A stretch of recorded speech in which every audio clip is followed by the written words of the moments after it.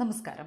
ഹാത്രസ് ജില്ലയിലെ ഫുൽറൈ ഗ്രാമത്തിൽ ചൊവ്വാഴ്ച പ്രാർത്ഥനായോഗത്തിനിടെയുണ്ടായ തിക്കിലും തിരക്കിലും പെട്ട് 121 പേർ മരിക്കാനിടയായ കേസിലെ മുഖ്യപ്രതി ദേബ് പ്രകാശ് മധുകർ ഇന്നലെ രാത്രി ഡൽഹി പോലീസിൽ കീഴടങ്ങിയതായും തുടർന്ന് പോലീസ് കസ്റ്റഡിയിലെടുത്തെന്നും അദ്ദേഹത്തിന്റെ അഭിഭാഷകൻ അറിയിച്ചു.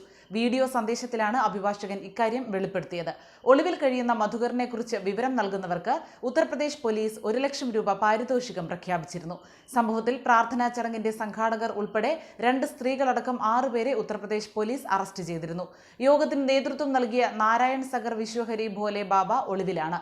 പ്രാർത്ഥനാ യോഗത്തിനിടെയുണ്ടായ തിക്കിലും തിരക്കിലും പെട്ട് 121 പേർ മരിക്കാനിടയായതിൽ സംഘാടകർക്ക് പങ്കുണ്ടെന്നതിന് തെളിവ് ലഭിച്ചതായി പോലീസ് വെളിപ്പെടുത്തിയിരുന്നു.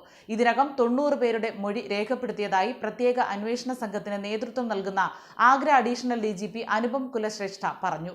അന്വേഷണ പുരോഗതി മുഖ്യമന്ത്രി യോഗി ആദിത്യനാഥിനെ അറിയിച്ചിട്ടുണ്ട്.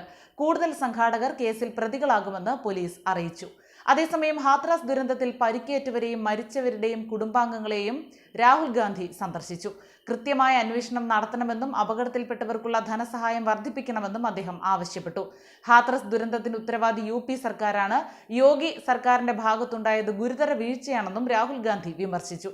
മരിച്ചവരുടെ കുടുംബങ്ങൾക്ക് 2 ലക്ഷം രൂപയും പരിക്കേറ്റവർക്ക് 50,000 രൂപയുമാണ് സർക്കാർ സഹായം പ്രഖ്യാപിച്ചത്. ഈ തുക തീരെ കുറവാണെന്ന് രാഹുൽ പ്രതികരിച്ചു. പാവപ്പെട്ടവരാണ് മരിച്ചത്, അതിനാൽ സഹായധനം വർദ്ധിപ്പിക്കണമെന്ന് രാഹുൽ ആവശ്യപ്പെട്ടു. രാവിലെ അലിഗഡിലെത്തിയ രാഹുൽ മരിച്ചവരുടെ കുടുംബാംഗങ്ങളെയാണ് ഇന്നലെ ആദ്യം കണ്ടത്. തുടർന്ന് പരിക്കേറ്റവരെ സന്ദർശിച്ചു. ഹാത്രാസ് സംഭവം UP സർക്കാരിനെതിരെ പ്രതിപക്ഷം രാഷ്ട്രീയ ആയുധമാക്കുന്നതിനിടെയാണ് രാഹുലിന്റെ സന്ദർശനം. കേസിൽ അറസ്റ്റിലായ 6 പേരെ ഇന്നലെ കോടതിയിൽ ഹാജരാക്കിയിരുന്നു. പരിപാടിക്ക് അനുമതി തേടിയവർക്കെതിരെയാണ് നിലവിൽ കേസെടുത്തതെന്നും ഭോലെ ബാബയുടെ പേരിലല്ല അനുമതി നൽകിയതെന്നും UP മുഖ്യമന്ത്രി യോഗി ആദിത്യനാഥ് പറഞ്ഞു. ഇക്കാരണത്താലാണ് ബാബയ്ക്കെതിരെ കേസെടുക്കാത്തതെന്നാണ് മുഖ്യമന്ത്രിയുടെ വിശദീകരണം. ഭോലെ ബാബ എവിടെയാണെന്ന് കണ്ടെത്താൻ ഇതുവരെയും പോലീസിന് കഴിഞ്ഞിട്ടില്ല. ഭോലെ ബാബയുടെ പേരിലുള്ള കത്ത് കഴിഞ്ഞ ദിവസം പുറത്തു വന്നിരുന്നു. പരിക്കേറ്റവർ പെട്ടെന്ന് സുഖം പ്രാപിക്കട്ടെ എന്നും മരിച്ചവരുടെ കുടുംബാംഗങ്ങളുടെ ദുഃഖത്തിൽ പങ്കുചേരുന്നുവെന്നുമാണ് കത്തിൽ പറയുന്നത്. തിക്കും തിരക്കും ഉണ്ടാക്കിയതിൽ സാമൂഹിക വിരുദ്ധരുടെ ഇടപെടൽ ഉണ്ടെന്നും ഇതിൽ നിയമ നടപടി സ്വീകരിക്കാൻ സുപ്രീം കോടതി അഭിഭാഷകൻ AP സിംഗിനെ ചുമതലപ്പെടുത്തിയെന്നുമാണ് കത്തിൽ പറയുന്നത്. ഹാത്രസിലെ സിക്കന്ദർ റൌവിലെ പാടത്താണ് പരിപാടി നടന്നത്.